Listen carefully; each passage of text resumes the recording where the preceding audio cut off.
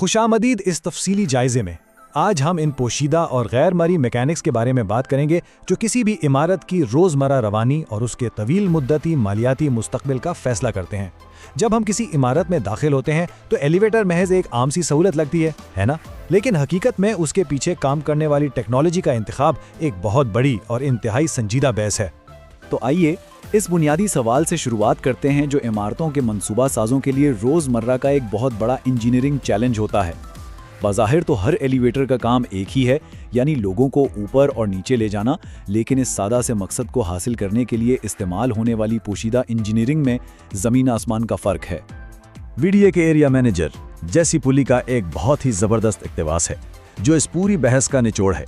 वो कहते हैं कि दोनों किस्म के एलिवेटर्स अमूदी नक़्ल अमल का एक इंतहाई काबिल एतमाद ज़रिया हैं, लेकिन तमाम एलिवेटर्स एक जैसे नहीं होते।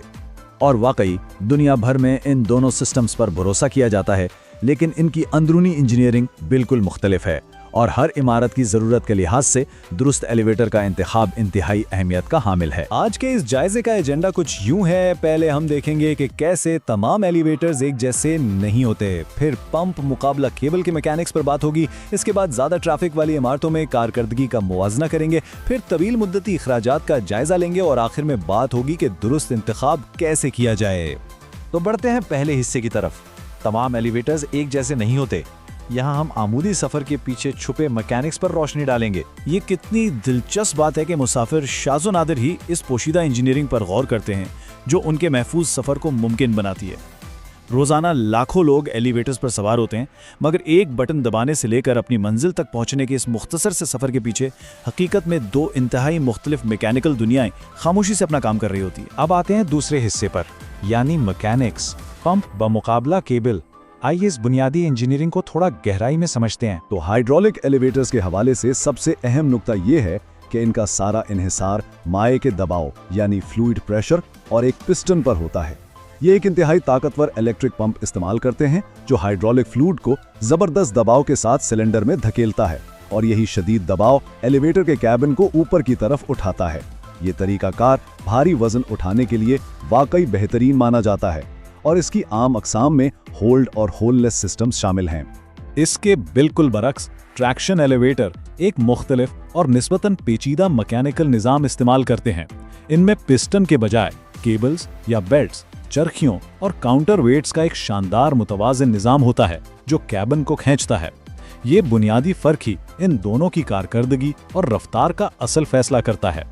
इसकी नुमाया अक़साम में गियर्ड, गियरलेस और MRL यानी मशीन रूम लेस एलिवेटर्स शामिल हैं। तीसरे हिस्से का रुख करते हैं जो है ज़्यादा ट्रैफिक वाली इमारतों में कारकर्दगी, यानी जब हुजूम को मुंतकिल करने की बात आती है तो कौन सा सिस्टम कैसा परफॉर्म करता है।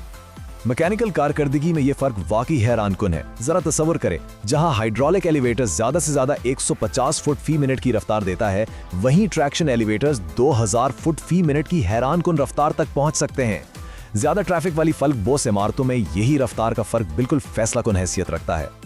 और अगर सफर की हद या बुलंदी को देखा जाए तो वहां भी सूरत हाल काफी वाज़ेह है।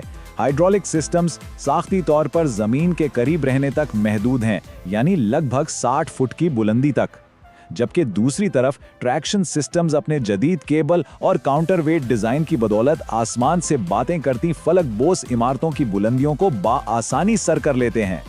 तो बुनियादी तौर पर एक बहुत बड़ा ट्रेड ऑफ है जिसे समझना जरूरी है। अगरचे हाइड्रोलिक यूनिट्स बहुत ज्यादा वजन उठाने की जबरदस्त सलाहियत रखते हैं, लेकिन हुजूम और ज्यादा ट्रैफिक वाले माहौल में ट्रैक्शन सिस्टम्स बाजी ले जाते हैं, क्योंकि ट्रैक्शन सिस्टम की रफ्तार इतनी तेज होती है कि वो 5 मिनट जैसे मुख्तसर दौरानिये में कहीं ज्यादा मुसाफिरों को संभालने और मुंतकिल करने की सलाहियत रखते हैं।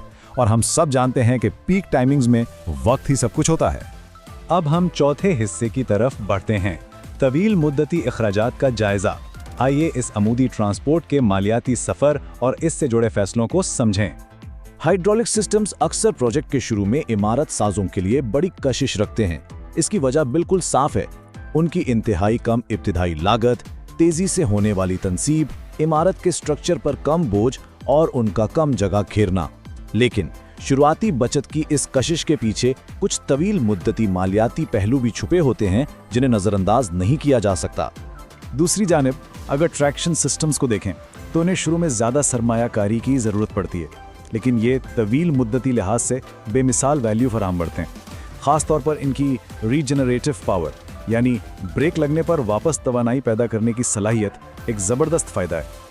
इस हाईटेक सलाहियत की बदौलत ये सिस्टम्स तवानाई की शानदार बचत करते हैं और मुसाफिरों को एक इंतहाई हमवार और आरामदाह सफ़र भी फराहम करते हैं। लेकिन देखिए, दोनों सिस्टम्स के अपने पोशीदा नुकसानात या पेनल्टीज भी हैं, जिनका साथ साथ मुवाजना करना इंतहाई ज़रूरी है। हाइड्रोलिक सिस्टम्स तवील अरसे में बिजली का भारी बिल बनाते हैं, ज़्यादा हरारत पैदा करते हैं और इनमें इस्तेमाल होने वाला माया संगीन माहौलियाती मसाइल पैदा कर सकता है। जबकि इसके मुकाबले में ट्रैक्शन सिस्टम के लिए लंबा लीड टाइम दरकार होता है, इमारत की साख्त में गहरे पट और ओवरहेड स्पेस की ज़रूरत होती है और इनकी देखभाल यानी मेंटेनेंस के अखराजात भी खासे ज़्यादा होते हैं। और अब हम अपने आखिरी यानी 5वें हिस्से पर पहुंच चुके हैं, दुरुस्त इंतखाब करना, जहां साख्ती मनसूबाबंदी के लिए माहिराना रहनुमाई पर बात होगी। जाहिर है कि ऐसे पेचीदा और महंगे सिस्टम का इंतखाब सिर्फ अंदाज़ों या क़यास आराइयों पर नहीं छोड़ा जा सकता। यहीं पर माहिरीन का तजुर्बा मैदान में आता है। मिसाल के तौर पर VDA की टीम जैसे प्रोफेशनल्स अपने साथ एलिवेटर इंडस्ट्री का 3000 साल का हैरत अंगेज मजमूई तजुर्बा लाते हैं। ये एक ज़बरदस्त लेवल की महारत है जो इस बात को यकीनी बनाती है कि हर मुनफरद प्रोजेक्ट के लिए बिल्कुल दुरुस्त, मौसर और महफूज एलिवेटर सिस्टम डिज़ाइन किया जाए।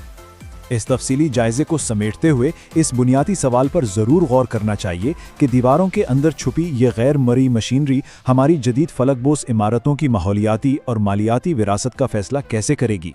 अगली बार जब हम किसी एलिवेटर में कदम रखें तो हमें इस गैर मरी दुनिया और इन इंतहाई अहम इंजीनियरिंग फैसलों के बारे में ज़रूर सोचना चाहिए जो हमारे इस अमूदी सफ़र को मुमकिन बनाते हैं।